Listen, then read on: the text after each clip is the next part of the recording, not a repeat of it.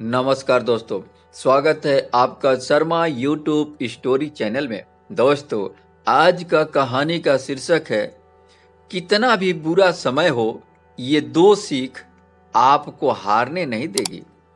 एक समय की बात है, एक बहुत ही दुखी इंसान महात्मा बुद्ध के पास गया और कहता है, मैं अपने जीवन से बहुत दुखी हूँ। मैं अपनी परिवार को खुश नहीं रख पाता। कभी कभी तो मुझे अपनी जिंदगी खत्म कर देने का ख्याल भी आता है।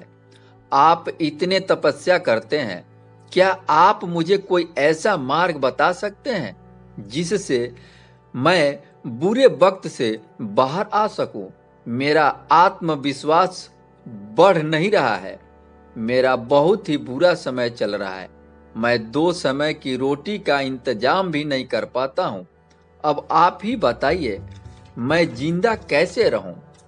कृपया करके कोई साधारण सा तरीका बताने का अनुकंपा करें तो मैं आसानी से समझ सकूंगा, क्योंकि मैं बहुत ही कम पढ़ा लिखा हूं। ये सब सुनकर महात्मा बुद्ध ने मुस्कुराते हुए कहा कि तुम एक काम कर सकते हो मेरा। उसने कहा, हाँ गुरुजी। महात्मा बुद्ध ने कहा, उस ऊंची पहाड़ी पर एक मंदिर है और उस मंदिर के पास चींटियों का एक घर है, जहां पर हजारों चींटियां रहती है। लेकिन वो चींटियां उस मंदिर की जमीन को खराब कर देती हैं, उस मिट्टी की उपजाऊ शक्ति खराब कर देती हैं, जिसके कारण वहां कोई भी घास पनपने नहीं पाता है। तुम मेरा ये काम करो, तुम 7 दिन तक रोज उस पहाड़ी पर जाओ और उस चींटियों के घर को तहस नहस कर दो, उसको तोड़ कर आओ। जब भी कोई तुम्हें चींटियों का घर मंदिर के आसपास दिखाई दे तो उसे तोड़ देना। फिर याद रखना, घर को तोड़ने में कोई भी चींटियों का मरना नहीं चाहिए। वह युवक वहां से चला गया और सोचने लगा कि ये महात्मा तो चींटियों पर अन्याय कर रहे हैं, उनका घर तोड़वा रहे हैं। आखिर कौन महात्मा ऐसा कार्य करने को कहेगा? फिर भी वह महात्मा की बात मानते हुए वहां पहले दिन उस पहाड़ी पर पहुंचता है तो देखता है कि बहुत सारी चींटियां अपना खाना जुटाने में लगी हुई है।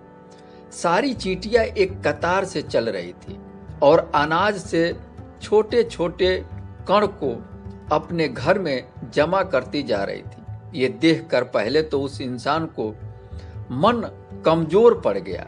उसने सोचने लगा कि ये इतनी मेहनत करके अपना घर भर रही है और मैं इनका घर को तबाह कर दूं, ये तो नाइंसाफी है। ये कैसा महात्मा है जो उल्टे काम करने के लिए हमें कह रहे हैं? लेकिन उस इंसान ने उस महात्मा की बात याद करते हुए उस घर को तोड़ना शुरू किया। चींटियां इधर उधर भागने लगी। ये सब देखकर युवक बहुत ही दुखी हो जाता है। वह सोचने लगता है कि मैं अन्याय कर रहा हूँ। वह दुखी मन से अपने घर वापस चला जाता है। उन चींटियों का घर तो तबाह हो चुका है, अब वहां जाने से क्या फायदा, यह युवक सोचता है, क्योंकि चींटियों का घर तो मैं तबाह कर ही चुका हूं। अब वहां पे चींटियां नहीं जाएंगी। अगले दिन इंसान फिर उस पहाड़ी पर गया और देखता है कि चींटियां फिर अपने काम में लगी हुई हैं। उस इंसान को यह देखकर बड़ा ही आश्चर्य हुआ।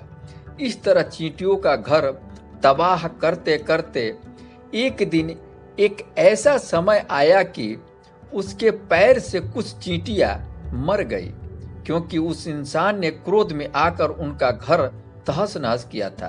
क्योंकि वह बार बार आ जाती थी और वह सोचता था कि इस बार तो वह नहीं आएंगे, क्योंकि मैंने उनका घर बुरी तरह से नुकसान पहुंचाया है। लेकिन उसके मन में एक दया, एक करुणा की भावना उत्पन्न हो जाता है।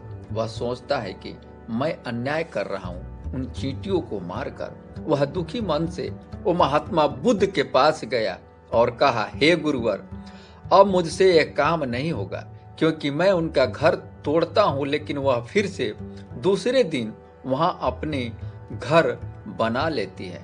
इस पर महात्मा बुद्ध मुस्कुराते हुए कहने लगे, तुम तो एक मनुष्य हो, थोड़ी सी समस्या आई तो तुम मरने मारने की सोचने लगे, किंतु यह जीवन कर्मशीलता का नाम है। हम 2-3 बार हार मिलने पर टूट जाते हैं, हताश हो जाते हैं, फिर जीवन में प्रयास ही नहीं करते। लेकिन इन चींटियों को देखो, बार बार प्रयास करने की सफलता उन्हीं से सीखो।